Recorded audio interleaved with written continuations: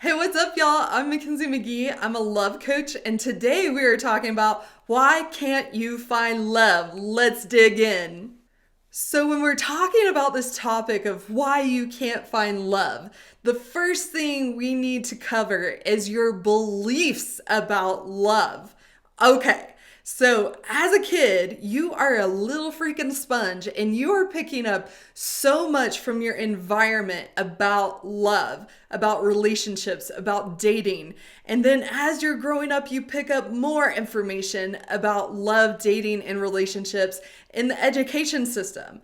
And then, boom, you pick up more and more through TV shows, movies, magazines, things you see on social media. So there's all this creating this belief system underneath the surface of which you are operating. Okay, so you might be asking, like, Mackenzie, like, what are you even talking about? Okay, so I'm gonna throw out some beliefs that could be underneath the surface that are keeping you from finding love. What if underneath the surface you have a belief that all men are blank, all women are blank, dating is hard, real connection doesn't exist? There's all these beliefs underneath the surface that are running the show. Other beliefs that could have been born in you based on experience you had with maybe your caretaker or experiences with your teachers or people around you is that these beliefs could have been born in you that I don't deserve love. I don't deserve a good life. I don't deserve happiness. I'm not worthy. I'm not worthy of people's time to get to know me. Maybe even it's not safe to be myself. It's not safe to show up and have needs. All of this crap, not crap, but beliefs underneath the surface are informing your environment. It is informing the decisions you make. It is informing the energy that you're bringing everywhere you go. So the first thing is to get really curious about the beliefs that are underneath the surface. And we don't just stop there. We need to understand why they are there. And to go into this topic, you may need some support to really uncover, like, why do I not feel worthy of love? Why do I believe that all men are blank, or I'm just going to get hurt in the dating process? That this is a really important thing to get clear on of why those belief systems were born in you. Then, after getting really clear of the belief system that's running the show underneath the surface that is unique to you and why it was born in you, the next step is to get curious about how this belief system is having you show up in the world. What kind of energy are you bringing into the world? If you believe that you don't deserve love, what kind of people are you going to be swiping right on in a dating app? How are you going to show up when you go out to dinner with some friends? How are you going to show up in the grocery store? Or how are you moving through life? Our belief systems cause behaviors, and our behaviors could be showing the world that we're not open to love. If you have a belief that you're going to get deeply hurt or that you don't deserve love, oh my gosh, you're going to be walking through the world very closed off.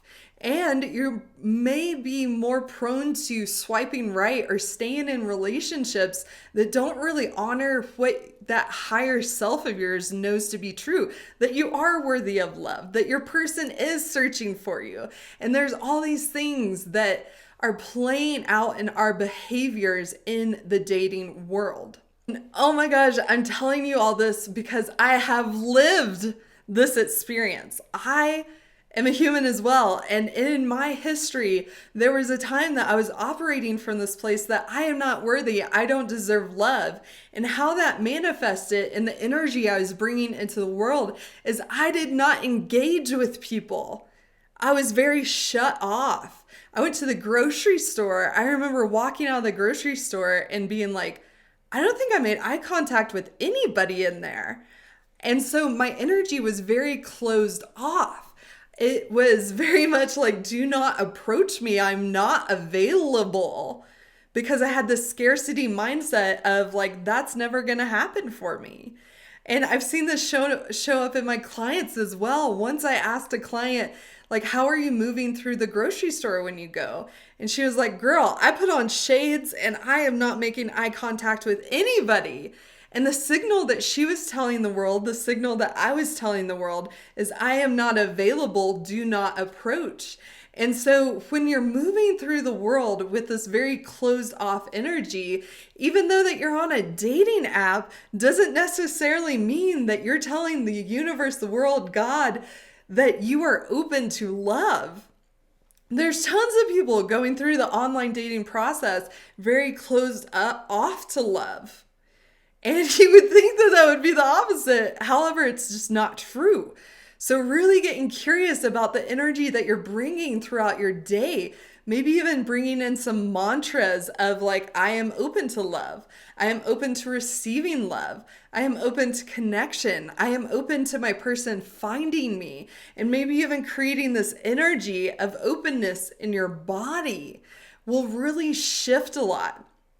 So getting really curious about your belief system around dating, relationships, and love, getting curious about where those beliefs came from, and then how that is informing your energy moving throughout the day. Am I closed? Am I open? And beginning to slowly shift that, maybe even through the body or even the words of a mantra, and then also really shifting how you look at dating. That if you're looking at dating or you're going through the dating process and you're like, oh my God, you have to be it. Oh my God, I used to do that. You have to be it. Like, I am done dating. That puts so much pressure on you and the other person to get it perfect or right. And you may hang on past the point that you know that they aren't your person. And then what that is doing energetically is you still have a placeholder in that place where you actually want your freaking person to be, but you're filling that gap with somebody that you don't necessarily believe is your person, and then that's blocking your energy. So when you begin to have an abundance mindset in dating, how that shows up is you go through the dating process really being honed in on what you want in a partner and releasing the people that are not. And I'm not saying that this is an easy process, because as a human, it's hard sometimes to verbalize to somebody else that they are not a good match. And also realizing that dating is the selection process. And so you are going to have to release people that do not feel in alignment with you, so that you can open that energy for the person that is. So I hope that this video helps you in the topic of why you can't find love. And if you found some value here, click the subscribe button and the like button